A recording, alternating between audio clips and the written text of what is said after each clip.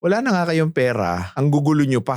Gaano ka-importante yung meron kang nakukuhang support coming from your loved ones? Sobrang importante, boss. Dahil sa kanila, mas lumalawak po yung pag-iisip ko din na, kaya ko to kasi nagtitiwala po sa akin. So talaga kayo, pamilya kayo nagtutulungan? Yes, boss. Mula sa father ko, sa mother ko, din yung mga kapatid ko po. Tumutulong po lahat. Kunyari may mga desisyon po ako na gusto para sa business po namin, para mapalaki po yun. Hindi po nila ako hinahadlangan. Alam mo kung bakit ko natanong yun? Kasi marami ngayon, pamilya, mahirap. Tapos sila hindi pa magkasundo. Bukod sa napakagugulo ninyo, ang dami nyo pang mga distraction, bisyo, mga chismisan. Kumita ng 200, itataya sa loto yung kalahati ipang bibingo, 50 ipang kakain. Ang katwiran. Ang liit daw na kinikita niya, 50 lang daw ang pangkain nila. Paano inubo sa sugal? Dali-daling dumiskarte, gawan ninyo ng paraan. I mean, wala na tayong magagawa kung ano man ang sitwasyon ng bansa natin ngayon. Wala tayong magagawa dyan Pero meron tayong magagawa para sa sarili natin. Magkasundo-sundo kayo, magsumikap tayo.